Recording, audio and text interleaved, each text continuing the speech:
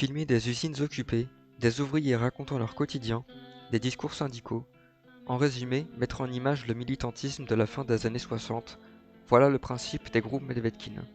Les groupes Medvedkin, ce sont d'abord des formes d'organisation hors des institutions et des affaires classiques de la filière cinématographique française.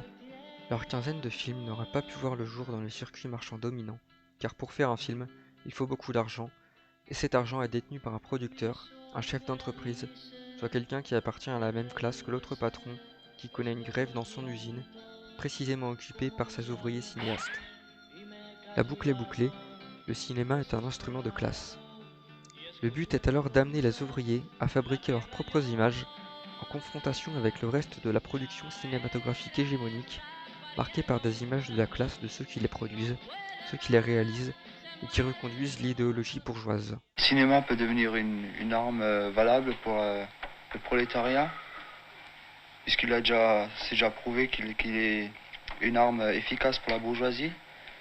Parce que quand on voit un travailleur qui vient le lundi à l'usine, qui discute tout le temps les films qu'ils ont vus le dimanche à la télé ou au cinéma, pourquoi pas pourquoi qu'il ne parlerait pas de films produits par des ouvriers qui sont faits dans un but pour détruire justement cette classe qui se sert du cinéma pour nous mettre des idées fausses dans le crâne.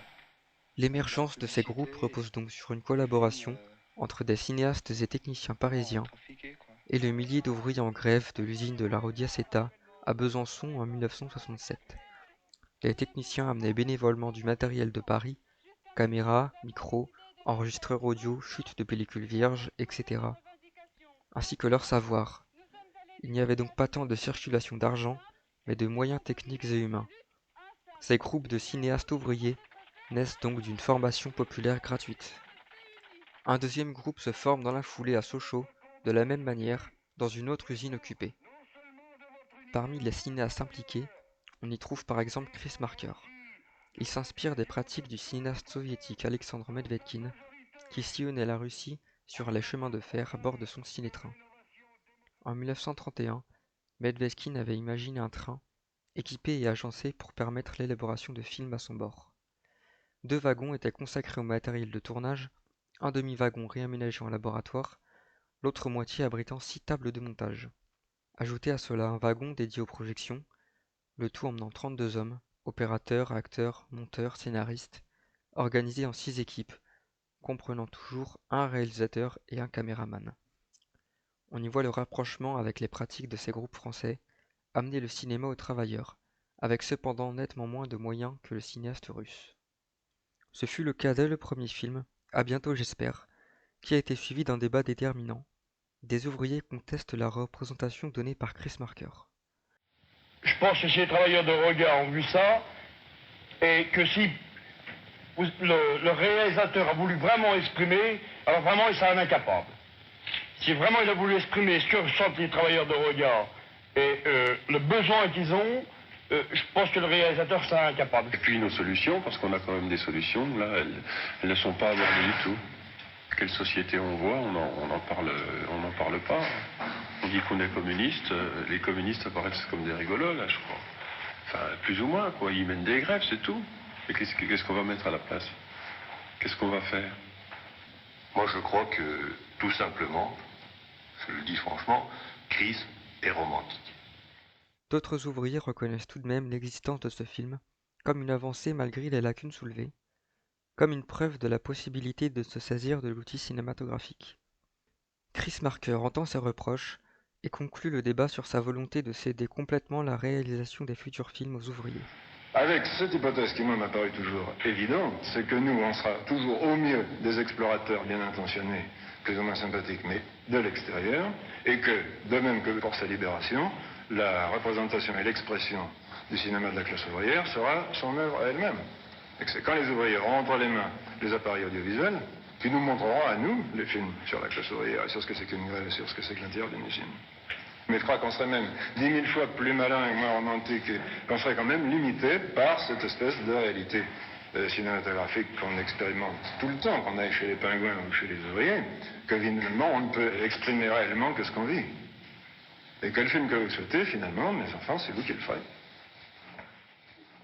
ces films abordent un tas de préoccupations sociales, tant au niveau des conditions de vie, de travail, de rémunération, d'émancipation, de leurs espoirs, de leurs luttes, de leurs doutes. On entend beaucoup la volonté de s'emparer de la culture, de pouvoir aussi se l'approprier. Toutes ces questions sont interdépendantes. Comment s'instruire, s'émanciper, lorsqu'on travaille en 3, 4 ou 5 fois 8, lorsqu'on passe les 3 quarts de sa vie éveillé à l'usine, lorsqu'on vit dans des regroupements d'habitations en banlieue, isolés de toute activité extérieure? Je travaille en 4-8, hein. Et ta semaine, elle comporte 7 jours. Je vais te prendre cette semaine, par exemple. Tu comprendras mieux parce que c'est assez difficile, hein, ça change.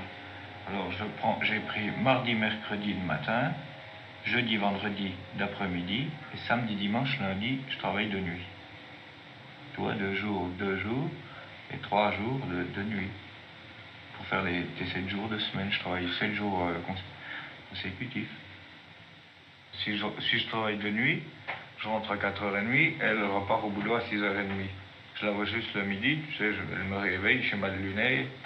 Tu vois ce que c'est quand tu as travaillé et puis tu as mal dormi. Alors, ça va pas. Le soir, elle rentre à 6h30, je repars à 7h20, moi. Il faut qu'elle fasse à manger. On mange en vitesse, pour que je me fous le camp. Quand je travaille l'après-midi, c'est pareil. Je rentre le soir à 8h, elle a besoin d'aller se coucher. On mange, elle va se coucher, elle est fatiguée. On se voit très rarement. Parmi la quinzaine de films réalisés, on trouve des formes très différentes. Ce genre d'entretien avec les ouvriers, des assemblées, le travail à la chaîne dans Avec le sang des autres, un docu-fiction avec Week-end à Sochaux, où les ouvriers de Besançon exposent plutôt drôlement l'absurdité des conditions de travail. Monsieur Dubois, Jacques. Bonjour, monsieur. Monsieur, vos tests sont concluants. Je vois que vous avez un CAP de peintre. Oui, monsieur. Vous serez affecté en fonderie. Hein? Merci. Et voilà, j'ai un CAP d'électricien mécanicien, et il m'a semblé tout à fait normal de demander ma mutation pour le service d'électricité générale. Ça sera fait rapidement, vous le mettez là-dedans.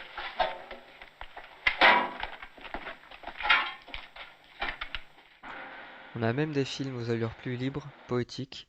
C'est La lettre à mon ami Paul Seb, tourné principalement pendant un trajet en voiture, mais les sons se superposent, saturent, la lumière s'agite dans tous les sens.